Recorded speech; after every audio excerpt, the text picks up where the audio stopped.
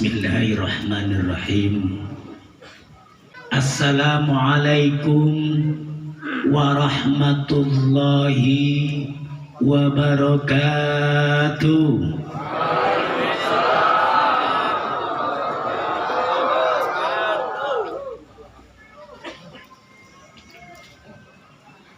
Alhamdulillahi nasta'inu wa nastaghfiruh wa na'udzu billahi min syururi anfusina wa min sayyiati a'malina may yahdihillahu fala mudilla lahu wa may yudlilhu fala hadiya lahu.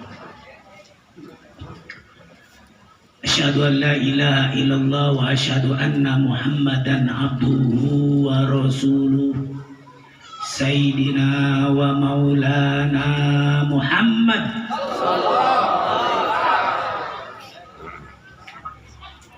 Ilahi anta maksudi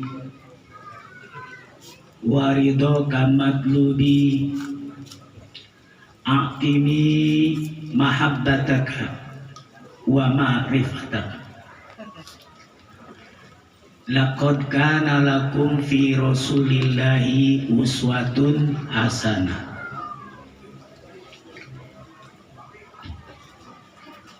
Al-muhtaramun wal mukarramun, para alim ulama, para kesepuhan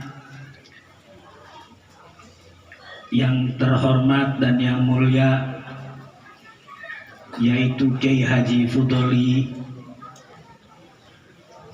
Al-Ustadz Humaidi, Al-Ustadz Bayami, Bapak RT 0403, juga Bapak Ketua Lingkungan Pedoman, ya namanya Pedoman ya,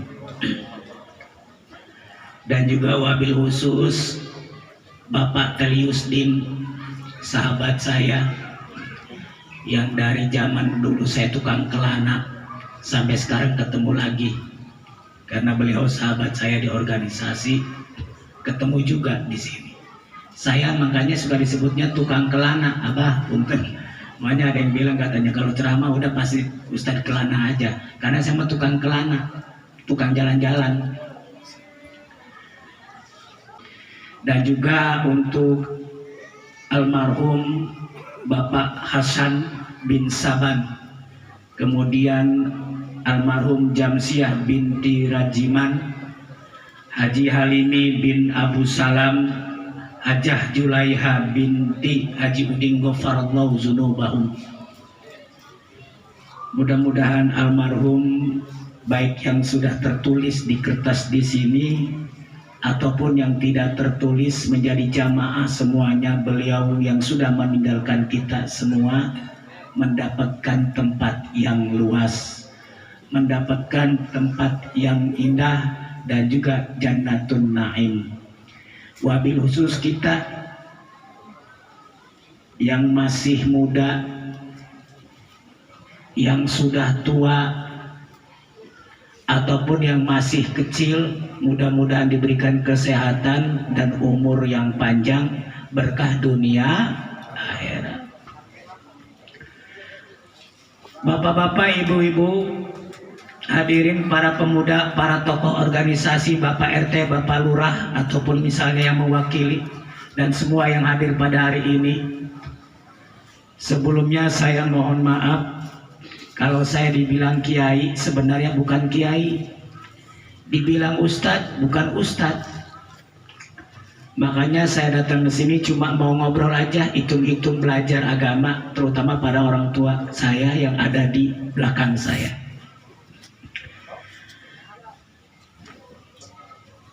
Bertepatan pada malam ini, yaitu dalam rangka memperingati Maulid Muhammad Sallallahu Alaihi Wasallam 1443 Hijriah _2021 Masehi, dengan memperingati Maulid Nabi Muhammad Sallallahu Alaihi Wasallam, kita tingkatkan iman dan takwa kepada Allah SWT sebagai refleksi dan perbaikan diri.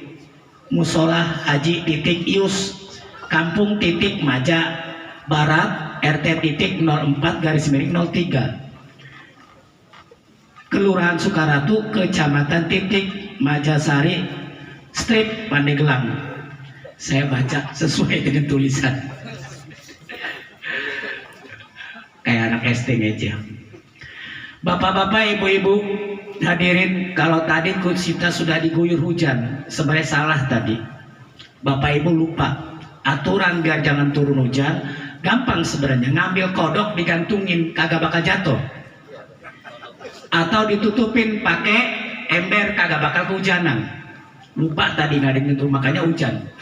Mudah-mudahan berkah hujan ini menjadikan syafaat bagi kita semua. Hadirin dan hadirat yang dimuliakan Allah, sejarah telah membuktikan, sejarah telah mencatat banyak orang-orang besar. Sejarah sudah membacakan dan sudah menuliskan dalam sebuah buku apapun, banyak orang-orang menjadi besar. Ada orang besar karena pangkat jabatan. Tetapi ketika pangkat jabatan itu sudah tamat, maka riwayatnya sudah tamat besarnya. Ada juga orang yang besar karena harta kekayaan yang dimilikinya. Ketika harta itu ia bangkrut, maka ia akan bangkrut dan hilang rasa kebesarannya. Ada juga orang yang besar karena dibesarkan oleh mereka. Jadi ada orang besar karena dibesar-besarkan, sehingga ia bersusah payah untuk mencapai kebesaran. Yang halal jadi haram, yang haram jadi halal, untuk mencapai kebesaran. Akan tetapi ketika sudah bergeser nilai-nilai, maka ia akan bergeser, maka akan jatuh. Jatuhlah ia akan tersungkur, hilang kebesarannya. Sehingga orang gampang mencemoohkan, melelekan, dan tidak bisa menghormatinya. Hilang karena akibat dibesar-besarkan. Tapi kalau ketika Rasulullah Shallallahu Alaihi Wasallam besar bukan karena pangkat jabatan, Rasulullah bukan besar karena harta, Rasulullah bukan besar karena dibesarkan oleh umatnya, tapi Rasulullah dibesarkan oleh Allah. Sekali Allah membesarkannya, walaupun ribuan manusia mengecilkannya, ia tetap besar. Coba bapak-bapak, ibu-ibu lihat sekarang jabatan tinggi agama Islam meledek Nabi Muhammad. Bahwa Nabi Muhammad katanya keluarganya adalah keturunan dari kafir. Bahkan sampai berani figur ngakuin pengen senang jadi di surga, di neraka. Kan aneh. Nabi Muhammad diledekin, tetap aja Nabi Muhammad Rasulullah besar. Kenapa? Karena dibesarkan oleh Allah. Tetapi sekali orang dikecilkan oleh Allah, sekali orang itu dicemoohkan oleh Allah, walaupun satu negara ia bersusah payah untuk mengangkat dia, kalau sudah potongan nyungsep, tetap aja nyungsep. Betul bu? Betul kagak? Jadi walaupun orang susah payah memperjuangkan supaya dia besar, kalau kata Allah potongan nyungsep, nyungsep aja.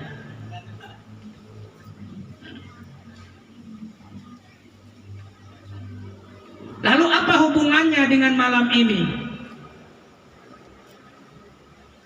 Yang namanya kalau Maulid Isra Mi'raj pasti nggak jauh tuh cerita tentang Nabi Muhammad, nggak jauh. Maka hadirnya kita malam ini adalah salah satu contoh cintanya kita kepada Rasulullah. Hadirnya kita malam ini bagian daripada rasa cinta kepada Rasulullah. Kenapa kita harus cinta kepada Rasulullah? Kenapa kita harus cinta kepada Nabi Muhammad?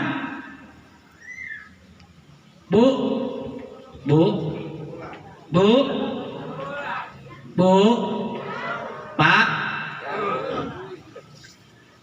Ngapain coba kita suruh contoh kepada Nabi Muhammad?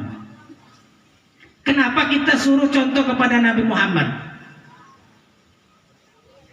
Sebab wajar saja Allah menurunkan Rasulullah SAW sebagai contoh bagi kita, karena Nabi Muhammad juga manusia. Rasulullah itu manusia, basyarun la kal basyari. Manusia bukan sembarang manusia, manusiawinya sama seperti kita. Allah memerintahkan kepada kita untuk menjadikan bahwa Rasul menjadi contoh manusia. Manusia contoh dengan manusia wajar. Pak, Bu, manusia contoh dengan manusia cocok. Tapi kalau manusia contohnya kepada malaikat, kagak bakal bisa. Dan malaikat makan sama duit kagak doyan, sama wadon kagak ngeh. Nah kalau kita contoh dengan manusia, kita nemu duit, apalagi ada kesempatan korupsi, sikat. Kan begitu manusia mah. Manusia, tapi tidak sama apa yang dilakukan keburukan kita dengan Rasulullah. Kenapa? Karena Rasulullah adalah manusia, tetapi manusia bukan sembarang manusia. Basyarun la kal basyari. Mana buktinya? Ustadz, saya ini pedagang, Rasul juga pedagang, Mas. Ustadz, saya ini guru, Rasul juga guru, Mas. Ustadz, saya ini kiai, Rasul juga dakwah. Ustadz, saya ini jenderal, Rasul pejuang perang. Ustadz, saya ini pemimpin, Rasul juga pemimpin. Ustadz, saya ini kepala rumah tangga, Rasul juga kepala rumah tangga. Punya anak, punya bini, betul? Ayo mau ngomong apa lagi, Pak? Ayo, Bu, mau contoh bagaimana?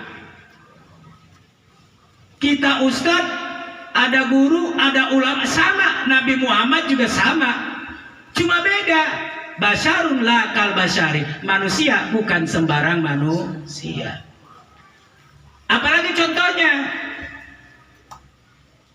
Nabi Muhammad juga, Bu, punya keringat, punya ludah, meludah. Kita meludah, Nabi Muhammad keringat. Cuma bedanya ludah Nabi jadi obat, ludah Nabi jadi obat, Bu. Mana buktinya? Ada. Waktu ketika hijrah, suatu saat Nabi berkumpul. Di situ ada sahabat yang namanya Abu Bakar Siddiq dengan Sayyidina Ali. Suatu saat Nabi Muhammad ngobrol, tiba-tiba Abu Bakar ngomong, Muhammad, Mekah sekarang udah dikepung.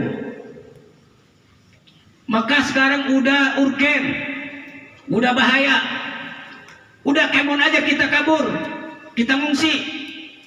Apa kata Nabi Muhammad? Jangan ya sahabat, belum ada perintah. Nanti kalau udah ada perintah baru kita berangkat. Kok bisa begitu? Iya. Sebab kenapa? Segala perbuatan Rasulullah, dia tidak akan melakukan apapun sebelum ada wahyu perintah dari Allah. Ini.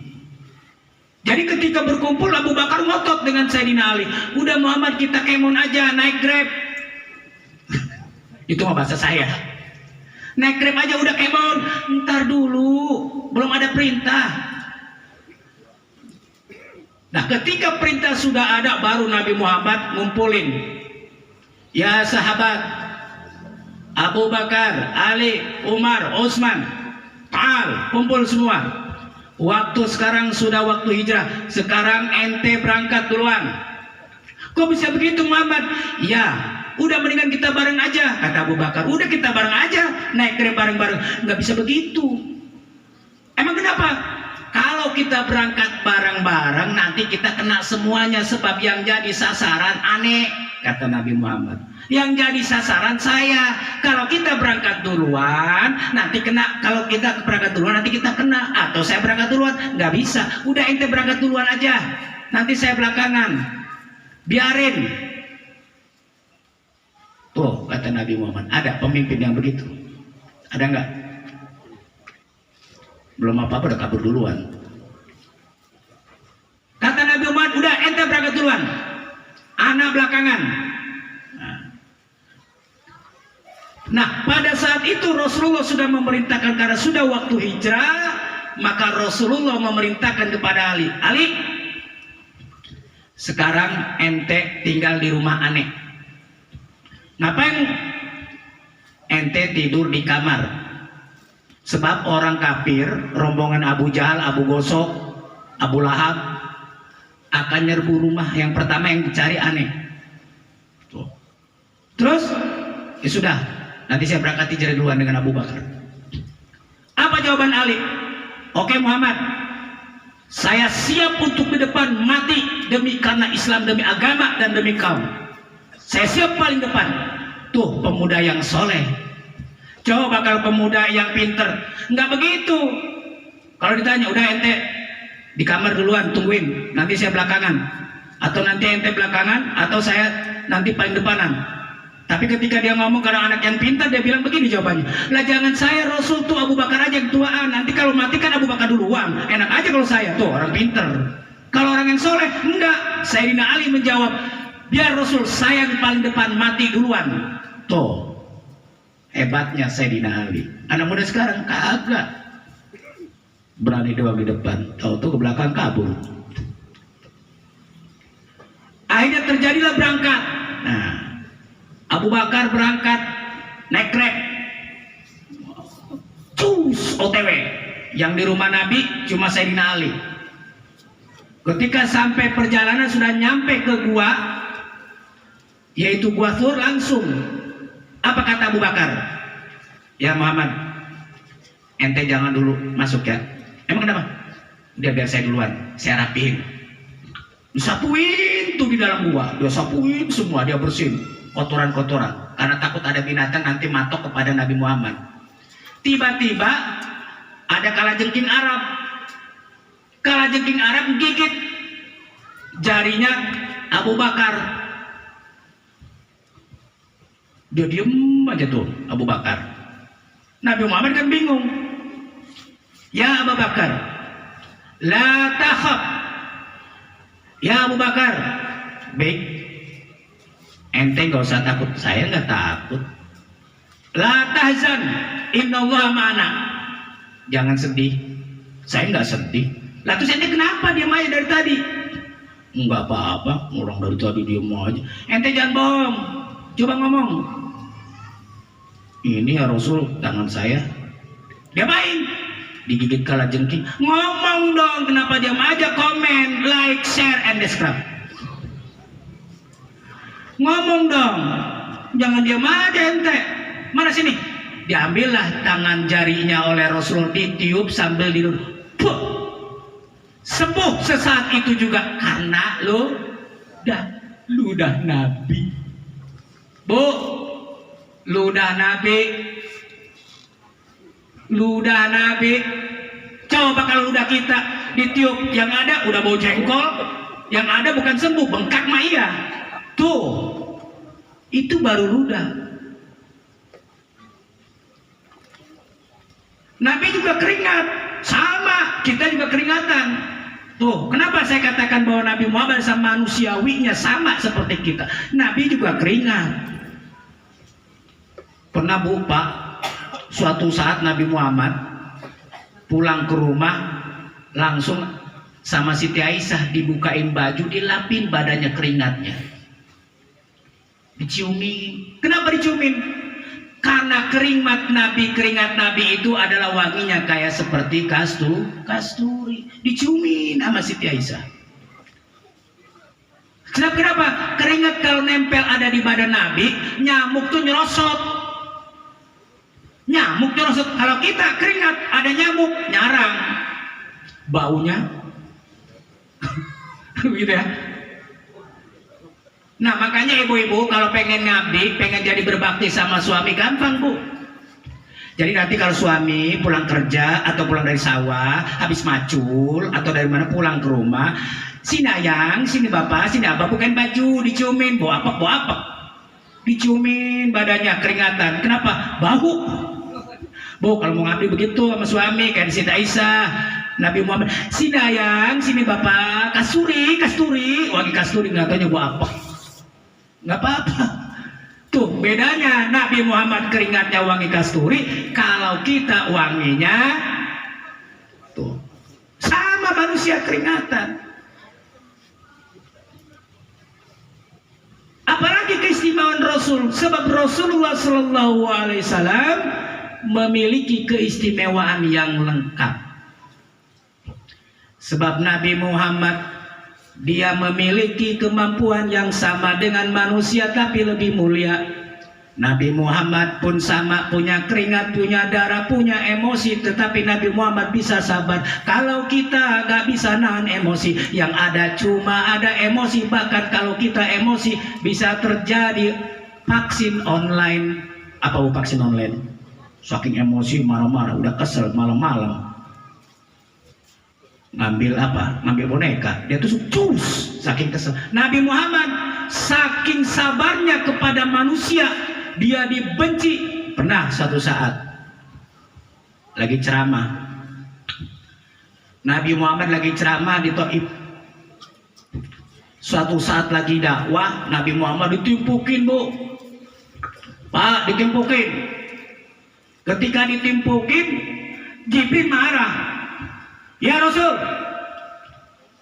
ente kok diem aja, ente lagi ceramah, ditimpukin, dihina, dikriminalisasi. Oh, bahkan sekarang lagi musimnya lagi di penjara. Salah sedikit, Allahu Akbar penjara, Allahu Akbar penjara. Pusing dah kalau ngurusin sekarang. Pandemi sekarang belum selesai-selesai. Duit bansos habis. Kita disuruh 3M, mencuci tangan, menjaga jarak, memakai masker, 3M, dan iya 17M dibawa bansos, habis digarok tuh duit rakyat. Benar apa benar? Saya mah kagak nyinggung, cuma nyeletuk doang. Pandemi belum kelar, rakyat sudah susah. Tuh, ada pemimpin yang kayak Nabi Muhammad? Nggak ada. Nah, Nabi Muhammad ketika dakwah, malaikat Jibril ngomong, ya Rasul, apa perlu gunung hancurin semuanya gara-gara ente ceramah? Kata apa? Kata Rasul bagaimana? Jangan ya Jibril. Loh kenapa emang? Biarin, saya kan sekarang lagi dakwah buat masa depan. Loh kok begitu? Iya, saya ceramah sekarang ada bapak-bapak. Lah kalau bapak-bapaknya nggak insaf kan ada anaknya. Muhammad, bapak sama anak sama aja. Bapaknya kalong, anaknya kampret. Bapaknya nyolong, anaknya nyopet. Nggak bisa begitu. Lalu apa kata Rasul? Biarin ya Jibril. Kalau misalnya bapak sama anaknya nggak bisa, kan anaknya ada cucu-cucunya. Udah, terus ente mau apa sih Muhammad? Anak mah pengen doain aja. Lah, kok doain? Iya. Apa doanya? Rasul cuma cukup mendoakan. Udah ditimpuk, udah dihina, udah diledekin, boro-boro disambut senyuman, disambutnya dengan timpukan. Rasul ngedoain. Apa doanya? Allahumma di qaumin fa innahum la ya'lamun. Tuh Nabi dihina masih ngedoain, kita dihina yatim loh. Malam-malam gua pulang nanti ke pasar dulu beli boneka, ntar mau gua tusuk, cus, vaksin online. Tuh manusia. Nabi bisa mempertahankan bagaimana Rasulullah ketika dihina. Lah kalau saya lagi ceramah, tiba-tiba ceramah ditimpuk, wah marah, beda, saya marah, malaikat ngomong, Sarope, apa perlu Monas timpukin? Nggak apa-apa Jibril, sikat aja. Begitu kalau manusia mah. Kalau Nabi kagak, tenang. Lalu apalagi keistimewaan Rasulullah Shallallahu Alaihi Wasallam? Nabi itu cinta banget kepada kita, sayang sama umatnya. Sangat ironi, sangat rugi orang kalau sudah kagak hafal boro-boro ngingetin. Maaf Pak, sekarang orang tahlilan dibilang bid'ah, orang sholawat bilang bid'ah. Ini suka sholawat. Maaf, udah nggak usah mikirin bid'ah. Udah sekarang gue yang mencinta kepada Nabi, sholawat. Innallaha wa malaikatahu yusholluna ala nabi. Malaikat aja bersolawat kepada Nabi. Lah kita, si RT doang belaku. Suruh sholawat kagak mau. Sholawat yuk, tahlilan yuk. Aduh malah capek. Lebih parah lagi, bid'ah. Ini bid'ah. Nah, kalau beda-beda, kalau misalnya beda, udah speaker, gak usah pakai speaker di museum, speaker bid'ah. Bid'ah juga. Buang aja speaker. Kalau mau buang tuh beduk, buang aja. Beduk bid'ah. Nah kalau segala bid'ah pakai jam tangan bilang. Kalau dia bilang bid'ah, dia kalau punya motor, apa itu bukan bid'ah? Bid'ah juga, buang aja, biarin pakai otak. Kan begitu ya? Sekarang mah gak usah pusing-pusing, gak usah mikirin ini bid'ah, udah bid'ah. Mikirin sekarang bagaimana ibadah yang benar, sholat yang benar, contoh Rasul itu dilaksanakan. Tetek, dia nggak suka sholawat, ya sudah diem. Jangan ngasutin ke sana kemari. Saya kadang-kadang suka marah kalau udah begitu Pak. Benar, abah punten. Orang lagi sholawat diomongin, sampai rame di YouTube, debat. Pas saya ngomong, jadi curhat ini mah. Nah, itu Rasulullah Shallallahu Alaihi Wasallam. Sebab kenapa Rasulullah itu mempunyai keistimewaan? Rasulullah memiliki kemuliaan saking cintanya kepada umatnya. Pernah Bu, Nabi Muhammad lagi jalan-jalan dengan Siti Aisyah, lagi JJS, jalan-jalan sore. Wah, lagi jalan, tiba-tiba ada yang nimpuk sambil ngomong orang kafir, sambil ngomong begini, Asyammu alaika ya Muhammad. Muhammad dibilang Asyammu alaika. Asyammu kan artinya racun, mampus lo. Dia bilang mampus lo ke Muhammad. Muhammad nggak marah, Rasul bela diem. Yang marah siapa? Siti Aisyah. Apa kata Siti Aisyah? Asyammu alaika wa la'natuka wa azabuh. Oh, kata Siti Aisyah. Makanya kalau perempuan dikasih satu nambah tiga, hati-hati. Perempuan satu dikasih satu, malah pengen tiga ngeluarinnya. Langsung Siti Aisyah marah.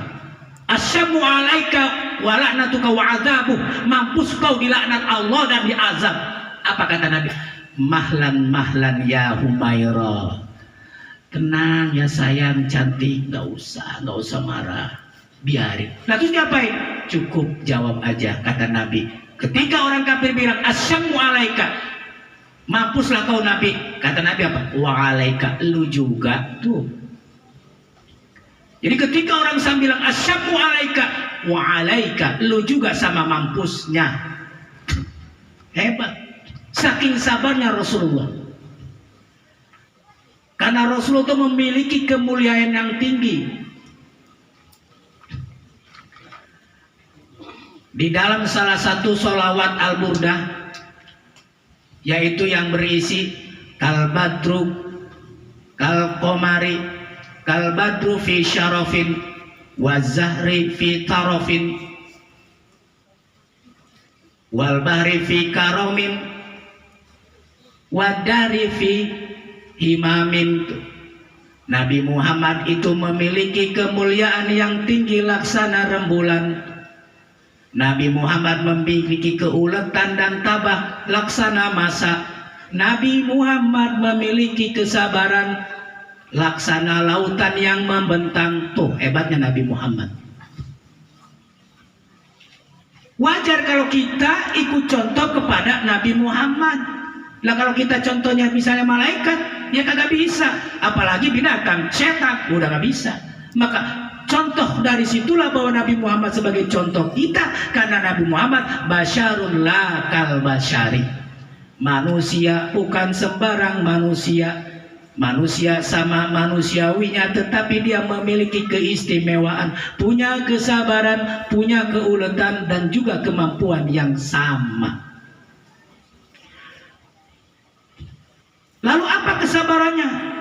Nabi Muhammad punya rasa malu, Bu. Nabi Muhammad sedikit aja malu. Kalau kita malu dipegang. Suatu saat Nabi ketika itu naik ke Ka'bah lagi bersihin, beres-beresin. Nabi Muhammad gamisnya kena angin. Itu kelihatan, Bu, betisnya. Itu Nabi Muhammad langsung pucat turun ke bawah. Dalam salah satu kitab disampaikan, wa kana Rasulullah sallallahu alaihi wasallam syadidul haya'i wa tawadu, bahwa Rasul sallallahu alaihi wasallam memiliki rasa malu dan tawadu.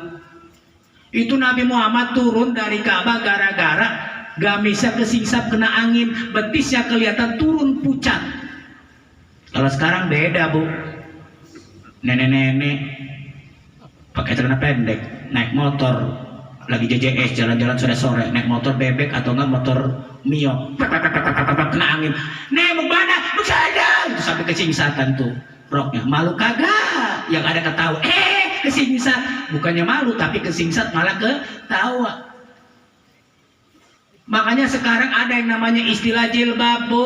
Pak, jilbab yang benar itu adalah menutupi seluruh tubuh dari kepala yang rapi, kemudian badannya tidak berbentuk. Bukan yang sering dipakai, rambutnya ditutupin, kemudian rapi tapi pakai kaos ketat, kemudian pakai celana ketat. Secara hukum Islam, secara hukum agama itu masih haram. Kenapa? Apemnya masih kelihatan. Yang namanya jilbab gombrang kagak bentuk.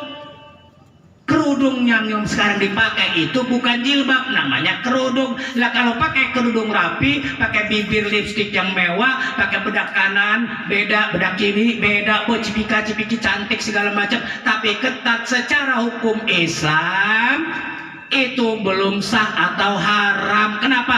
Apemnya masih kebentuk. Jadi jangan salah arti. Yang namanya jilbab tuh nutup yang rapi. Ustadz, boleh dong pakai kerudung yang rapi? Boleh. Bajunya juga rapi. Minimal walaupun bukan baju jubah yang panjang, tetapi jangan berbentuk. Saya mah bukan nyindir, Bu, cuma nyeletuk doang. Bu, ibu-ibu enggak di kampung sini enggak, kampung sono, makanya waktu nenek-nenek tuh naik motor ojek-ojek, wah. Tuh keistimewaan Rasulullah Shallallahu Alaihi Wasallam. Lalu apalagi Nabi Muhammad memiliki keistimewaan. Nabi Muhammad itu saking cintanya kepada umatnya, dari mulai Nabi Muhammad masa hidup sampai beliau meninggal. Pernah suatu contoh, Nabi sabar banget.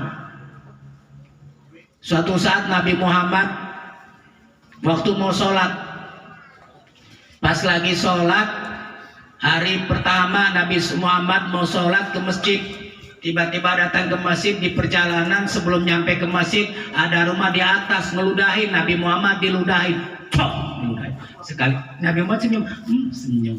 Nabi Muhammad ada ludah, senyum. Hari berikutnya Rasulullah lewat lagi, diludahin lagi. Ludah ada dua.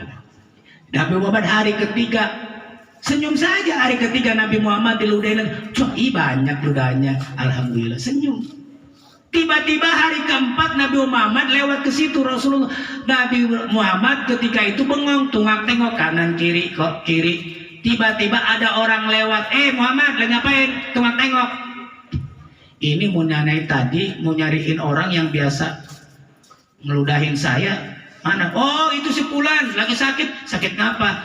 Sakit bengek kali. Udah. Apa yang dilakukan oleh Rasulullah? Rasulullah pulang ke rumahnya, datang kepada istrinya, nanya, ya Aisyah, ada makanan enggak? Emang kenapa? Tuh ada orang sakit, buat nengok. Tuh Rasulullah. Datang Rasulullah dengan membawa makanan, datang. Tiba-tiba ketika sampai ke rumah orang kafir, Rasulullah ketok-ketok pintu. Diketok-ketok. Apa jawabannya? Ketika Nabi Muhammad menyampaikan Assalamualaikum, Orang kafir itu diam. Dia tanya, siapa?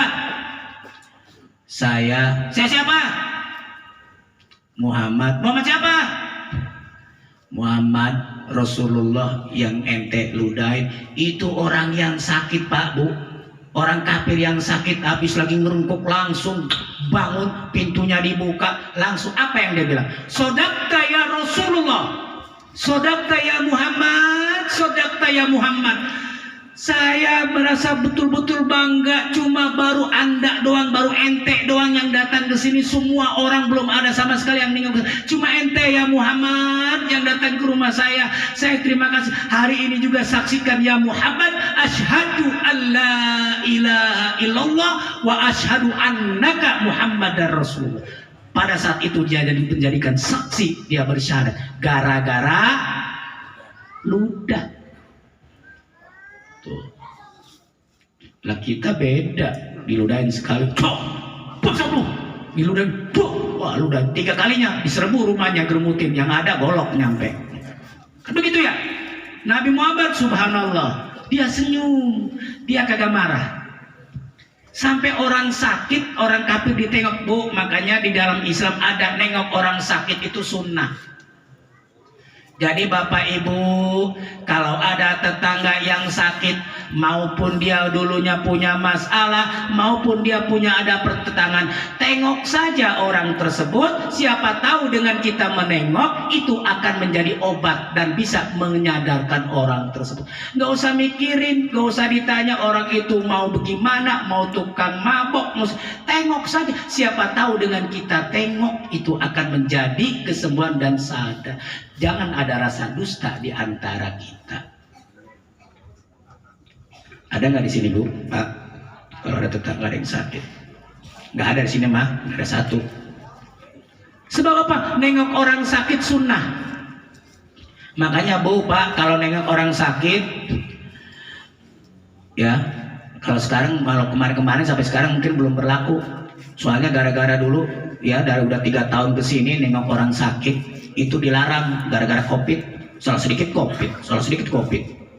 Mau kemarin ada orang yang mati gara-gara kenapa? Beberapa bulan yang lalu itu naik motor anak muda, jatuh, dibawa ke rumah sakit, mati, COVID. Habis penyakit bisul nggak berlaku, penyakit jantung kagak berlaku, stroke nggak berlaku, pokoknya COVID. Anak muda jatuh dari motor, bawa ke rumah sakit, mati, COVID. Lebih parah lagi, mbak tetangga saya boleh nonton, dibawa ke rumah sakit, mati, COVID. Apa urusannya virus sama ya? Jadi segala-gala asal COVID, segala COVID. Udah hampir mau 3 tahun, rakyat udah susah. 3M, pret. Masjid, sholat Jumat dijaga jarak, jaga jarak. Bahkan sholat Id aja nggak boleh. Apalagi masjid-masjid yang besar, ditahan, dijaga. Kebangetan. Dasar.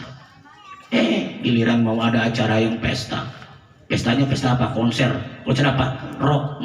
Rame. Sampai kampanye di Solo. Rame. Ini malah nggak boleh sholat. Orang mau sholat dijaga. Kabina-bina teuing. Duit rakyat habis. Yang belum vaksin didatangin ke rumah masing-masing. Gara-gara COVID. Nah, rakyat sudah susah. Nah, jadi nengok orang yang sakit itu sunnah. Makanya Bu, kalau Bapak nengok orang sakit bawa teng-tengan. Emang kenapa? Jangan sampai kalau kita datang ke rumah sakit nengok orang sakit, tanya temannya atau orang yang sakit, Pak atau Ji, emang kenapa yang dirasa ente rasanya kenapa? Enggak dirasa-rasa. Loh, kok kenapa? Lah habis bagaimana gue ngerasain orang gue kagak, lu kagak bawa apa-apa. Coba lu kalau bawa jeruk 1 kilo, pasti rasanya manis atau asam. Sama pakenya. Mentang-mentang nggak dirasa, tiba-tiba disuruh bawa jeruk, pas dibawa dimakan, ya iya ada rasanya, sama pakenya. Ya. Jadi nengok orang sakit itu sunnah. Apalagi Bu, ketika orang sudah mau meninggal sakaratul maut, tuh Jadi kalau orang udah sakaratul maut, dibimbing, dibantuin, bacain kalimat tauhid, la ilaha illallah. Tapi lihat dulu sikonnya. Lah kalau orang udah mau meninggal, udah tenggorok, jangan la ilaha illallah dibacain nama engkongnya meninggal. Cucu kong, ayo la ilaha kong, la ilaha illallah, la ilaha. Pas lagi tengah la ilaha qaid. Makanya jangan, lihat dulu sikonnya, lihat dulu nih mayitnya atau calon mayitnya nih. Kalau misalnya mau, wah ini masih panjang, bacain kalimat la ilaha illallah. Nah kalau sudah mau sedikit lagi menit-menit, udah cukup Allah, Allah, Allah. Itu maksudnya Bu, Pak. Jadi jangan suruh bacain panjang. Ayo la ilaha illallah. Khawatir ketika la ilaha illallah di tengah jalan la ilaha illallah. Ayo siapa yang tanggung jawab? Kalimat tauhidnya sepotong. Iya kalau masih sudah nyampe. Lah kalau cuma la ilaha illa, bingung. Makanya cukup kalimat Allah, Allah, Allah. Jangan ada lagi yang lebih parah. Dibimbingnya dibisikin. Pak, cepetan Pak ya, mati nanti warisan pagi-pagi. Itu lagi lebih bahaya lagi. Sebab kenapa? Rasul itu ketika mau meninggal saja, Rasul itu ngomong. Ketika malaikat Jibril datang, apa malaikat Jibril datang ketika masuk ke dalam rumah? Ya Muhammad, aku diperintahkan oleh Allah untuk datang menemuimu, untuk menjemputmu. Apa kata Nabi Muhammad, kata Rasul? Ya Jibril, jaminan apa engkau akan membawa aku dengan perintah Allah untuk mencabut nyawaku? Apa jaminannya? Apa kata malaikat Jibril? Tenang ya Rasul, Allah berfirman, kata Allah apa? Inni haramtu ala sairil ummati illa anta tadkhulaha. Aku haramkan surga buat seluruh para nabi, kecuali engkau sudah masuk duluan. Oh begitu. Terus umat saya gimana? Tuh kata Rasul, umat saya gimana ya Jibril? Allah juga menyampaikan, wa haramtu ala sairil ummah illa tadkhulaha ummatuka.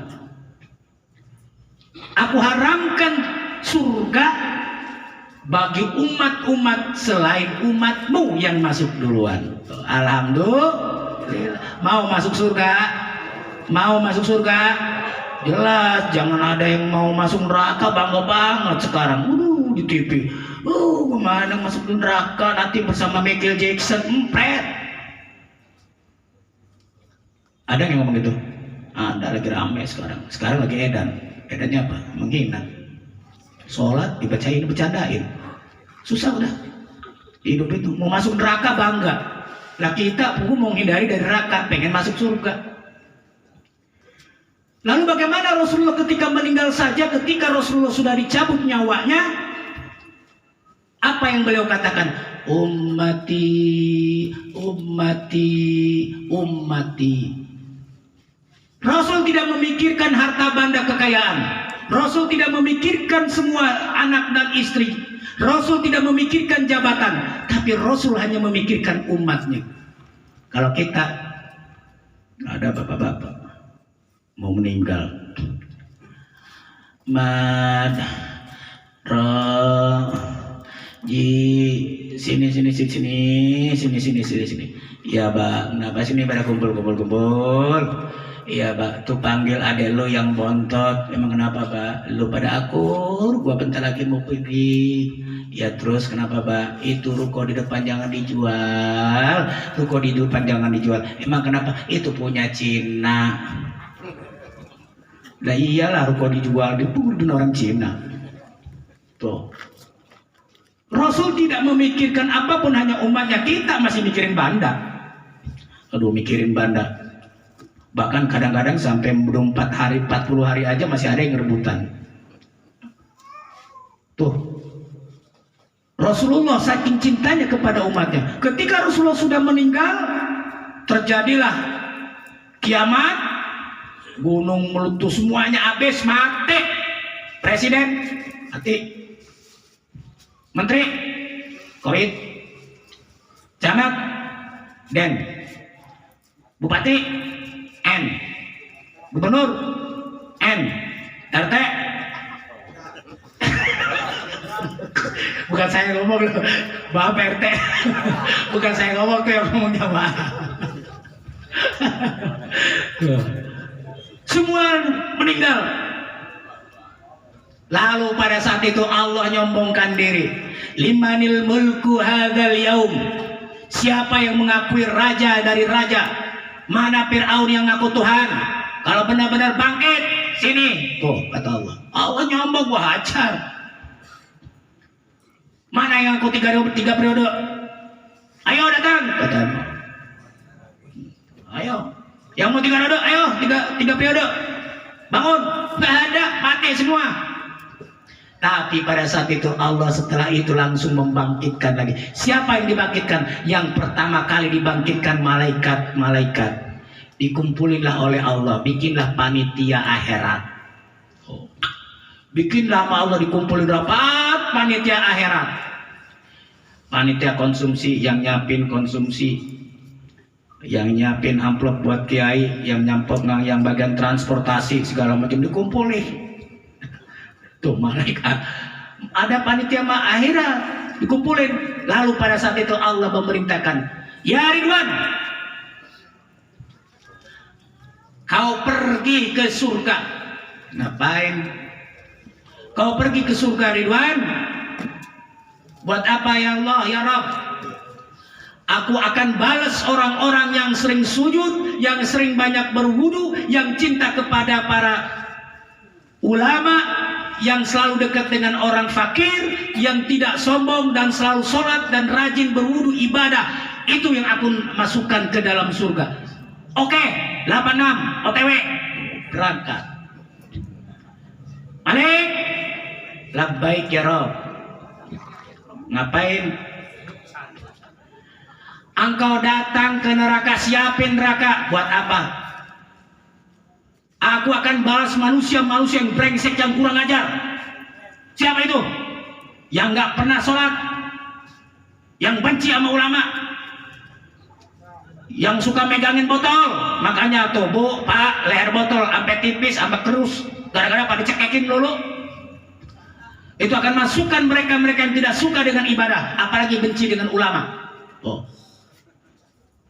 Oke, OTW langsung cus naik Grab tuh. Jibril, Mikail, labbaik ya Rabb. Tugas aneh apa ya Rabb? Ente turun ke dunia. Ngapain? Cari kuburnya Muhammad kekasihku. Dia bingung, disuruh nyari makam kuburan Nabi Muhammad, sedangkan tanah udah habis semua, gunung udah pada habis semua, udah lautan udah tumpah semuanya. Ya karena yang merintahkan raja dari raja. Oke, kemon, langsung ente berangkat. Kata malaikat Jibril bilang sama Mikail, udah ambil Grab kebangsaan kita, langsung berangkat. Cus. Ketika di perjalanan sudah sampai ke tempat, malaikat Jibril bingung sama Mikail.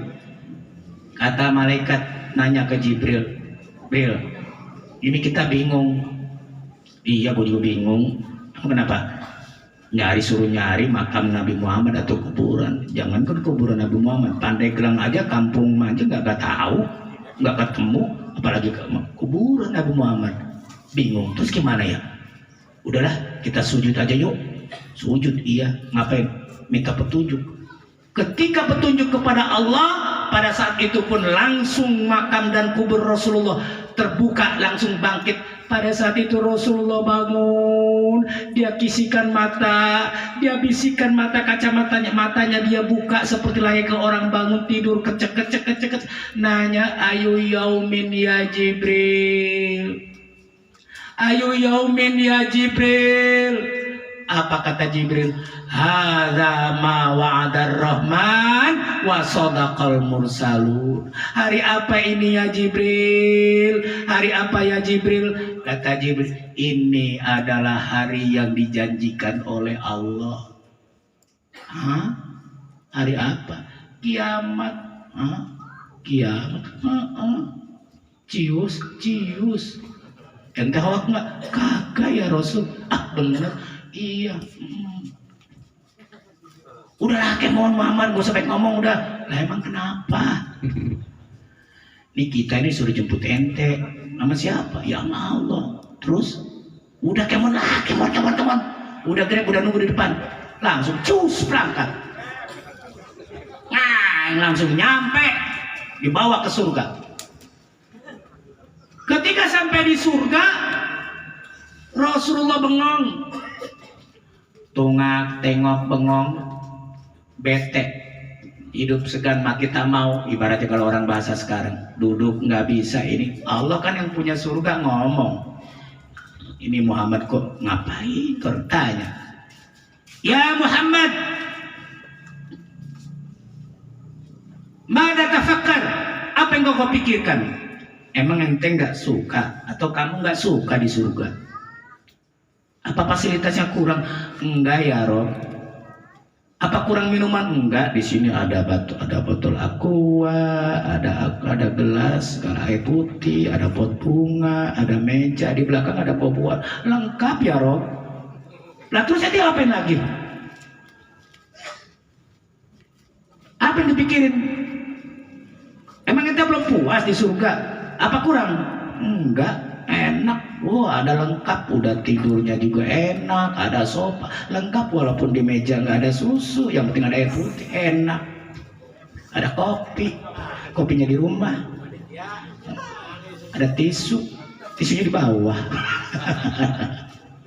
Lalu apa yang kau pikirkan ya Muhammad? Apa kata Nabi Muhammad ya Rasul? Ya Rob, saya minta izin ya Rob.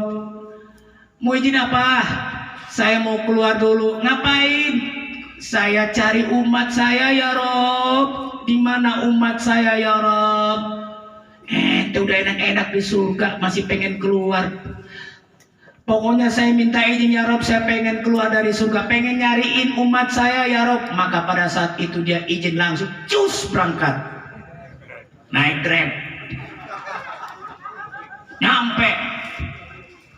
Ketika di suatu lokasi, di dalam sejarah Bu, maka pada saat itu setelah dibangkitkan malaikat, baru nih kita dibangunkan, dibangkitkan semua, dikumpulin. Di dalam salah satu kitab diceritakan, pada saat itu semua umat manusia cari pertolongan, nyari nolongin.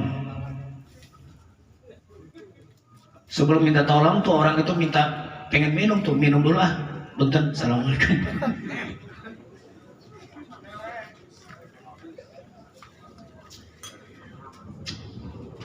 Jadi ketika Rasulullah sudah mencari umatnya, tapi pada saat itu umatnya pada kebingungan. Di dalam salah satu kitab diceritakan kita lagi cari apa ya? Dibilangnya cari orang yang bakal nabi yang akan bisa menyelamatkan kita. Tiba-tiba datang. Kita nih nanti suatu saat datang kemana? Ke Nabi Adam. Langsung datang. Ya Adam anta ababil bashar. Engkau adalah bapak dari segala semuanya umat. Nah dari semuanya aku minta tolong ya Adam.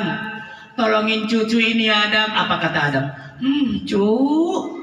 Boro-boro gue nolongin lu, gue aja punya dosa.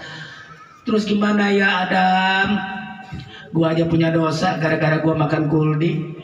Gua diusir. Boro-boro nolongin lu. Jangan sama gua. Gua aja gak bisa nahanin dosa gua sampai diusir. Sampai makan gua kuldi nyangkut di tenggorokan. Makanya ada kaum Adam. Kaum Adam mengkem, kaum Hawa ngak. Makanya kalau sama perempuan hati-hati. Kalau perempuan sedikit apalagi kalau nggak ada duit pulang ke rumah nggak bawa karena kenapa? Kebuka Hawa.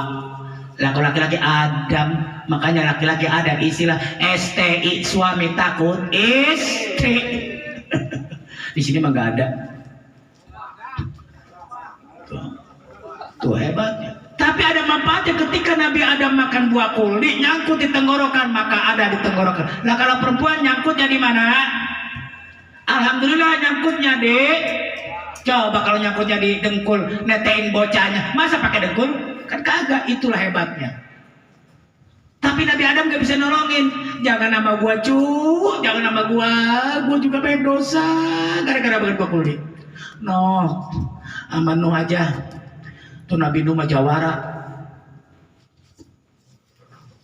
Emang kenapa?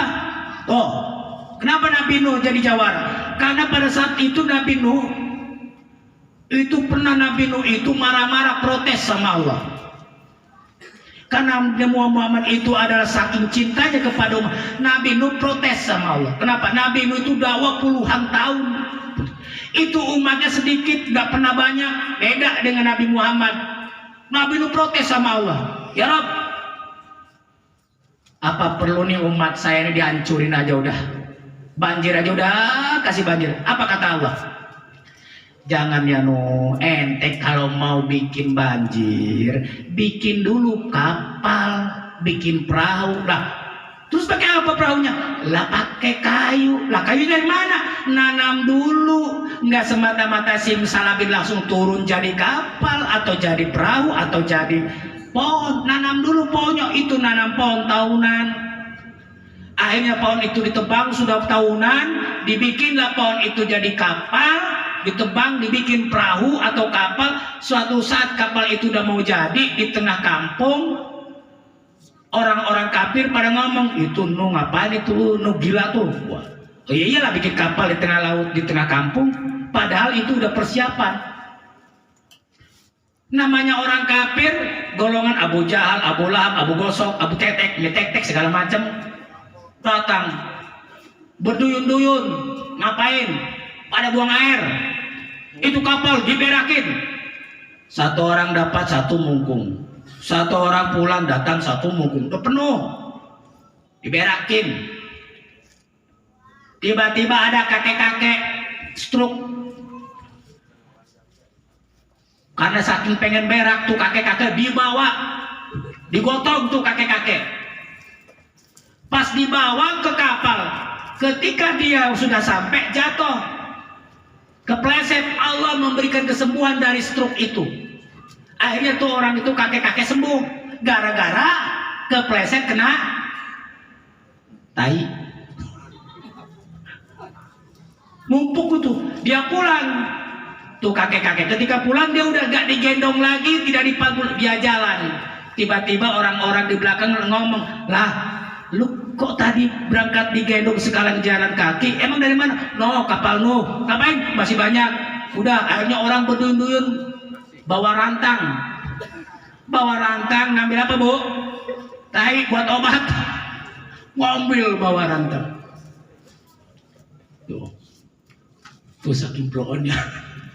Ngambil tai gara-gara tai. Nah, Nabi Nuh itu pada saat itu hanya dipinta oleh umatnya. Datanglah ke Nabi Nuh. Nuh, tolongin kita ini Nuh. Aduh, ini bagaimana caranya nih biar bisa masuk surga? Apa kata Nabi Nuh? Lu jangan sama gua mah sama aja. Gua juga punya dosa. Boro-boro ngurusin lu, ngurusin anak gua satu aja tuh si Kanan sampai kecebur ikutin sama orang kafir. Gua aja sanggup ngurusin anak gua kagak bisa. Nah lu minta tolong sama gua. Udah jangan sama gua ya, jangan sama gua kata Nabi. Terus kemana lagi? No, ke Nabi Ibrahim. No, sono ke Ibrahim aja. Datang ke Nabi Ibrahim. Ketika perjalanan mau nyampe itu Nabi Ibrahim dari jauh udah gedada. Aduh jangan nama gua, jangan nama gua, jangan nama gua. Udah jangan nama. Gua aja banyak dosa, dosanya apa gua 3 kali seumur hidup ngebohong. Tuh Nabi Ibrahim bohong 3 kali saja sedih, merasa dosa. Kita ngebohong jadi makanan Bu. Kita ngebohong Bu jadi senang. Ibrahim gara-gara ngebohong saja sedih seumur hidup. Lah kita ngebohong jadi makanan, jadi lalap. Kata Nabi, udah jangan nama gua, jangan nama gua, udah gua aja kagak sanggup, gua juga punya dosa. Terus kemana? Toh ke Nabi Isa. Nabi Isa begitu juga dianggap Tuhan. Dia datang ke Nabi Isa. Isa, tolongin kita Nabi Isa, tolong. Apa kata Nabi Isa? Lu sama aja sama gua juga orang miskin. Gua kagak punya baju, makanya gua telanjang. Udah gitu kagak punya anak, kagak punya bini, kagak punya anak. Iya kan? Gua orang miskin, ngapain sama gua? Gua gak bisa nolong, udah susah. Tuh Nabi Isa. Terus kemana lagi? Tapi pada saat itu Rasulullah langsung berdiri tahta, di atas benderanya sudah terpampang, ummati ummati tahta liwa'i sayyidina. Ya umat, sini sayang, sini ummati analah, kata Rasul. Ummati analah, aku adalah pemimpinmu. Sini sayang, sini. Ikut sini, ikut, ditolongin. Tuh, Nabi ditungguin ikut sama Nabi. Tapi Pak Bu, yang ikut sama Nabi pun ada mereknya, ada nomornya, ada tanda-tandanya. Tuh, nggak sembarang. Jadi nanti ketika ikut Nabi Muhammad, nanti di dalam di situ ada namanya, ada Telaga Kausar. Telaga Kausar itu adalah buat orang-orang yang suka banyak beribadah, yang sering sholat, yang sering bersolawat, yang cinta kepada semua umatnya, dan cinta kepada fakir miskin. Sebab Rasulullah itu sangat cinta kepada fakir miskin. Anna Rasulullah sallallahu alaihi wasallam yuhibbul fuqara wal masakin. Sebab Rasul itu cinta kepada para orang-orang miskin dan orang-orang susah. Dia suka cinta dan duduk bersama-sama, dan juga cinta kepada orang tersebut untuk saling bersama-sama, ikut bersama-sama. Tuh Nabi. Lalu apalagi akhlaknya Nabi? Rasulullah itu cinta kepada umatnya juga, sayangnya kepada umatnya, akhlaknya hebat. Suatu saat Nabi Muhammad lagi jalan-jalan, ada kakek-kakek, nenek-nenek, ada janda tua. Nabi Muhammad kalau jalan bukan di depan kakek nenek, dia di belakang, bukan ngeliatin bokongnya. Maksudnya dia takut ketika kalau kakek-kakek lagi jalan jatuh gubrak, ditolongin. Lah kalau kita sekarang beda, ikut sama kakek-kakeknya, kakek-kakek ikut sama kita, yang ada ngedumel, tuh kakek-kakek ikut lagi kita, bikin nyusahin aja. Nggak tahu, udah gitu ditinggalin, kita di depan, kakek-kakek di belakang, sama nenek tiba-tiba nyungsep ke sawah, nggak ada yang tahu. Tuh akhlaknya Rasul tuh sampai segitunya. Bu, oh. Makanya kalau pengen ke surga naik Grab. OTW. Bapak-bapak, ibu-ibu yang saya cintai, jadi ketika pada saat itu Rasulullah sudah menunggu kita di surga, lalu pada saat itu Allah memberikan tanda, barang siapa yang nanti ikut kepada Rasulullah, ada contohnya, ada tandanya. Tandanya mana? Tandanya Muhammad itu memberikan kepada umatnya, ada tanda-tandanya, yang ada memiliki mukanya bekas air wudhu. Maka orang yang suka banyak berwudu, walaupun hitam pekat, tetap aja nanti bersinar. Kenapa bersinar? Karena dia sering wudu. Wudu pun bukan karena sudah wudu doang, kalau kagak dipakai sholat. Orang hitam juga bukan pesanan kita. Siapa yang mau pesan ketika mau lahir, pesan dulu biar jadi orang ganteng. Kagak, walaupun hidungnya pesek, bukan pesanan kita. Jadi tanda orang yang masuk surga dengan Nabi Muhammad itu diantaranya adalah wujuhuhum kalailatul badri, mukanya adalah seperti rembulan dan seperti di atas bulan-bulan purnama. Orang yang sering berwudu itu mukanya cerah dan indah. Maka oleh sebab itu Rasulullah SAW akhirnya memberikan tanda-tanda kepada umatnya untuk menjadi contoh kita terhadap Rasulullah, bahwa Rasulullah adalah panutan bagi umatnya.